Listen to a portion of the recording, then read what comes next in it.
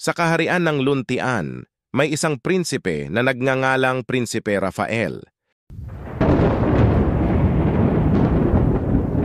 Isang araw, natanggap niya ang balita na ang kanyang minamahal na Prinsesa Isabela ay nawawala.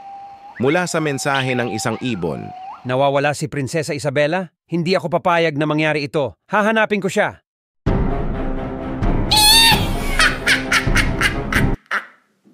Kahit saan man siya naroon, hahanapin ko si Prinsesa Isabela. Hindi ako titigil hanggat hindi ko siya natatagpuan. nagpasya si Prinsipe Rafael na hanapin si Prinsesa Isabel.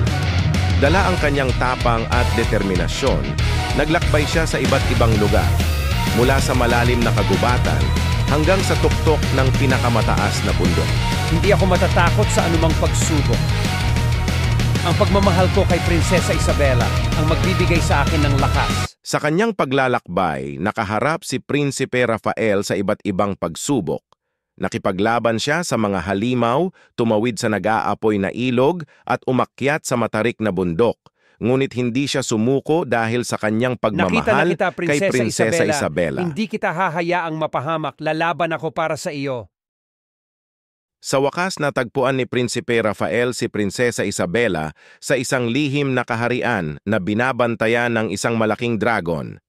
Nakipaglaban si Prinsipe Rafael sa dragon at muli siyang nakipaglaban sa witch. Sa huli, nagtagumpay siya. Iniligtas niya si Prinsesa Isabela at nagpasalamat ang prinsesa sa kanya. Nagbalik sila sa kaharian ng Luntian at nagdiwang ang lahat sa kanilang pagbabalik. Nagpatuloy ang kanilang pagmamahalan at nangako silang protektahan ang isa't isa at ang kanilang kaharian.